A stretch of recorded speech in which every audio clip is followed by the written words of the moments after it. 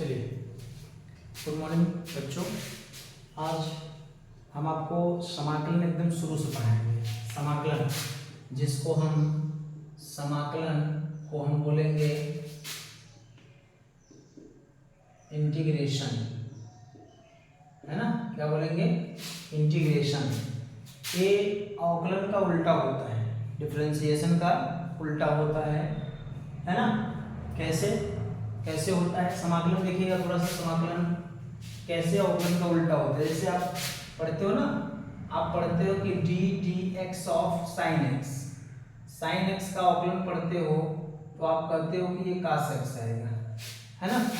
लेकिन यहाँ ध्यान देना, जैसे अवकलन के लिए हम लोग डी डी एक्स यूज करते हैं, है ना, या D by D x of sine x, x के सापेक्ष साइन का अवकलन, ये अवकलन है, डिफरेंशिएशन है। वैसे ही समाकलन के लिए, है ना, इसका यूज होगा यस, यस की तरह, है ना, संकेत है इसका। इसका अगर करेंगे तो यहाँ साइन एक्स होगा, यहाँ डी एक्स होगा, ऐसे।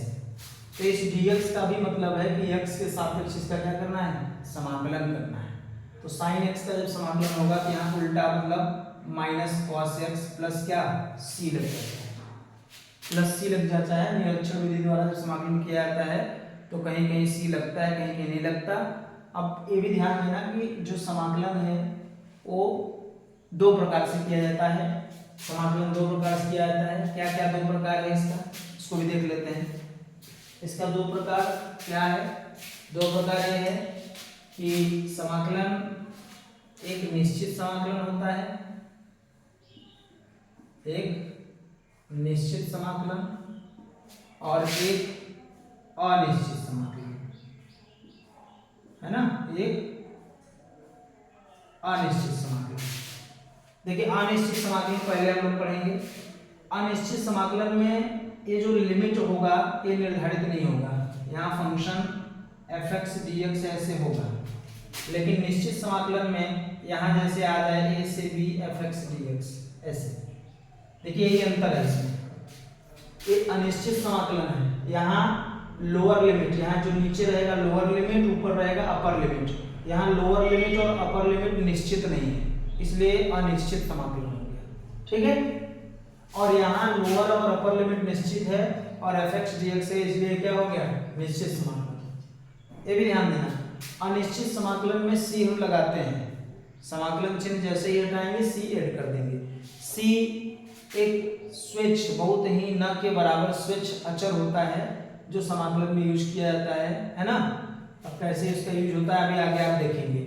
और यहाँ ये निश्चित समाकलन में लोअर लिमिट और अपर लिमिट दे दिया है, इसलिए इसको क्या करेंगे, यहाँ पर सी नहीं लगाएंगे। उदाहरण देख लेते हैं। जैसे मान लीजिए कि उदाहरण हम ले लेते हैं। उदाहरण जैसे मान लीजिए यहाँ अभी हमने जो कराया साइन एक्स ले लेते हैं, है ना। साइन एक्स फार्मूला आपको हमारे चैनल पे हमने अपलोड किया है, या फार्मूला हम फिर से बता देंगे आपको, फिर से देख लीजिएगा। फार्मूले सब बताया गया है, एक बार प्लीज फार्मूले देखिएगा। डायरेक्ट आपको उदाहरण एक्सरसाइज कराना शुरू करते हैं। समय बड़ा कम है हम लोग के पास, फरवरी में एग्जाम होना है बोर्ड का, है ना, और आपको पढ़ाना भी है हमें सब। तो साइन का समाकलन माइनस कॉस होता है और यहाँ पर हम सी ऐड कर देंगे, है ना। ये क्या है? ये है अनिश्चित समाकलन। अगर यही चीज a से b और निश्चित समाकलन में आ जाए, अगर ये निश्चित समाकलन में आ जाए तो निश्चित समाकलन में यहाँ माइनस कॉस रहेगा, लेकिन यहाँ लिमिट लग जाएगा a से क्या b, a से b लिमिट लग जाएगा तो माइनस को हम क्या करेंगे, बाहर ले लेंगे।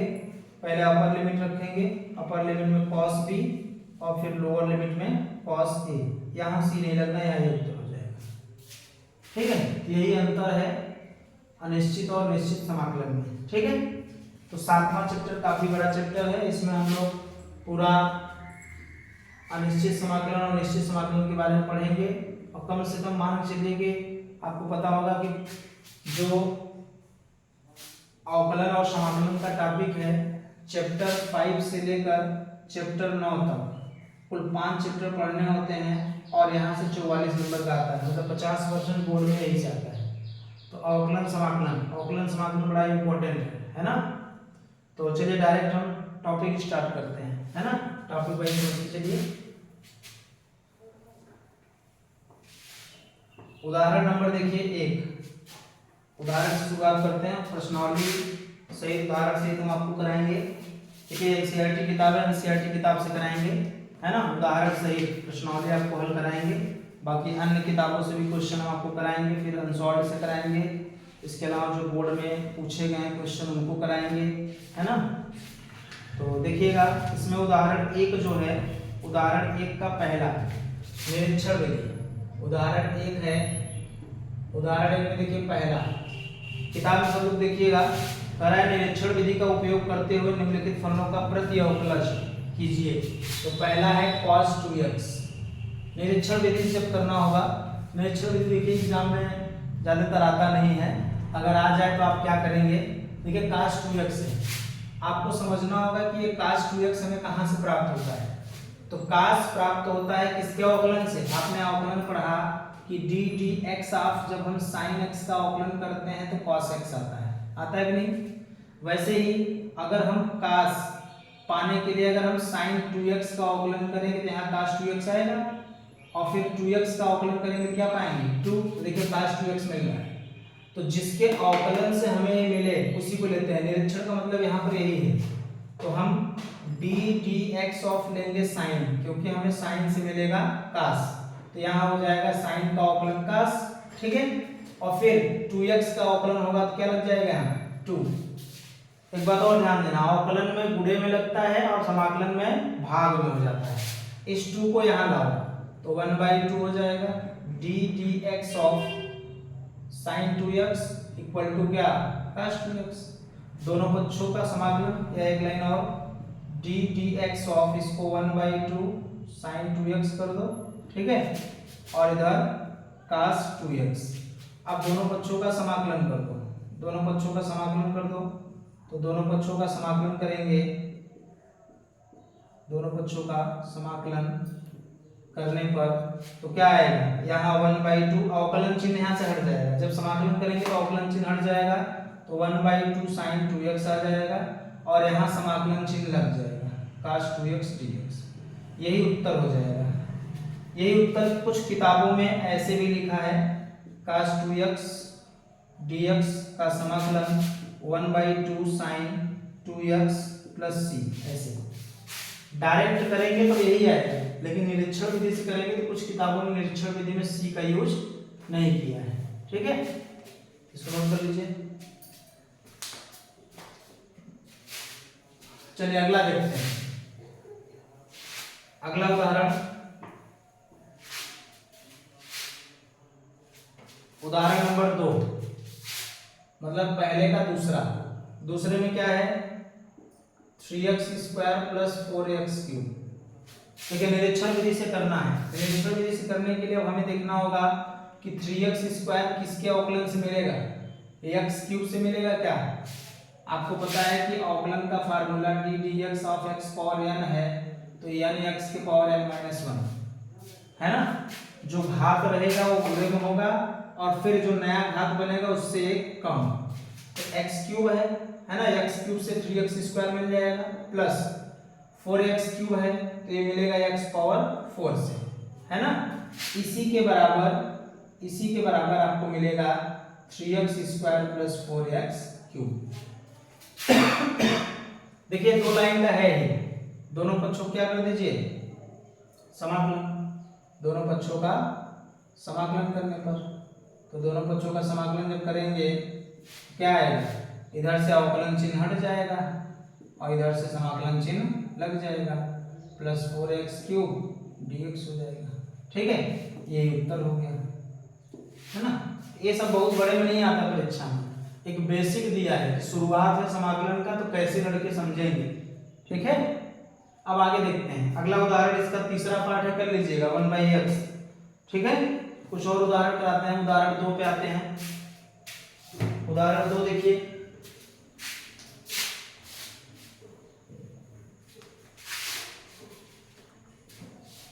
उदाहरण 2 में, उदाहरण 2 का पहला है x³ - 1 / x² स्क्वायर dx। अब देखिए ये सब डायरेक्ट, यहाँ निरीक्षण विधि कौन सी विधि कुछ नहीं बोलेगा आपसे, ठीक है। यहाँ आपको डायरेक्ट करना है, आपको क्या करना है, समाकलन डायरेक्ट। मैंने बताया फार्मूला आप देख लीजिएगा और बीच बीच में फार्मूला हम बताते चलेंगे। इसमें पहले अलग अलग कर लो, x³ x स्क्वायर कर दो और फिर 1/x स्क्वायर कर दो, ऐसे। अब 2 घात है 3 घात, तो 2 घात कट जाएगा, तो इसका 1 घात बचा और इसको ऊपर ले जाओगे तो x⁻² dx हो जाएगा, ठीक है।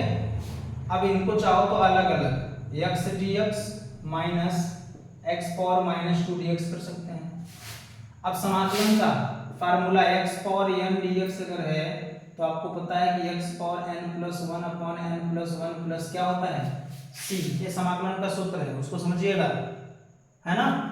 अभी अवकलन आप पढ़े, अगर अवकलन की बात होगी तो x⁻n अगर है तो nx⁻n-1 होता है, ये अवकलन होता है, ठीक है। लेकिन समाकलन में ऐसा होता है। यहाँ देखिए x का कोई घात नहीं लेकिन एक तो है, तो इसलिए x⁻1 + 1/1 + 1 और यहाँ x⁻−2 + 1/में -2 + 1 प्लस क्या c, तो ये हो गया x⁻2 और 1 1 2, इधर x⁻−1 आएगा अपॉन में -1 प्लस में क्या c।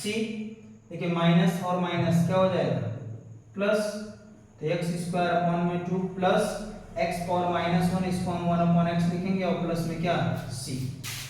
तो यहाँ जैसे ही समाकलन चिन्ह हटा देखिए c लग गया है। पूरे निश्चित समाकलन में ऐसा आप करोगे, ठीक है। तो ये उदाहरण 2 का पहला हो गया। इसके आगे देखिए,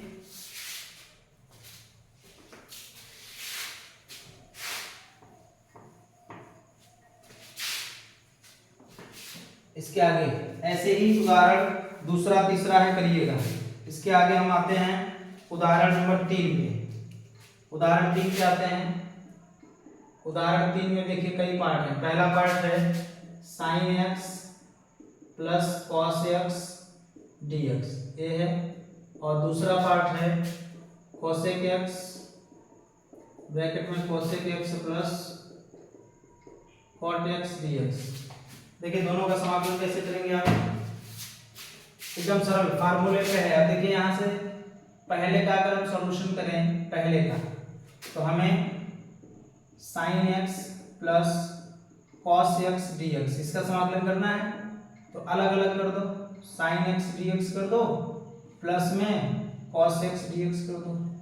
तो समाकलन बताया गया था sin का अवकलन cos, लेकिन sin का समाकलन बताया गया था क्या माइनस cos।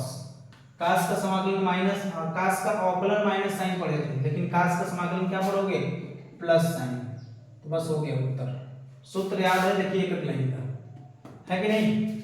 अब इसको अगर करो, दूसरे का अगर सॉल्यूशन करो, है ना, तो इसका सॉल्यूशन करने के लिए आपको क्या करना होगा, पहले इनका गुणा, cosec x का इसमें गुणा करोगे तो क्या आएगा cosec स्क्वायर x, फिर इसका इसमें करोगे तो cosec x इनटू में क्या cot x और ये dx। अलग अलग कर दो, अलग अलग करोगे तो ये cosec square x dx plus cosec x into cot x dx। अब सूत्र देखिए याद होना चाहिए, है ना। cosec स्क्वायर x का सूत्र क्या होता है, समाकलन। cosec स्क्वायर x का समाकलन जैसे वहां पढ़े थे cot x का समाकलन माइनस cosec स्क्वायर x, ऐसे यहां पढ़ोगे cosec स्क्वायर x का समाकलन माइनस cot x। फिर वहां पढ़े थे क्या cosec x का समाकलन minus cosec x into cot x, तो वैसे यहाँ cosec x into cot x का समाकलन पढ़ोगे क्या minus cosec x into minus cosec x, केवल माइनस cosec x पढ़ोगे, ठीक है। इन सूत्रों को याद करिएगा, सूत्र नहीं याद करेंगे नहीं कर पाएंगे आप, ठीक है। तो चलिए बस आज इतना ही, कल से आपका प्रश्नावली शुरू कर देंगे, प्रश्नावली 7.1 से, ठीक है। ओके, धन्यवाद।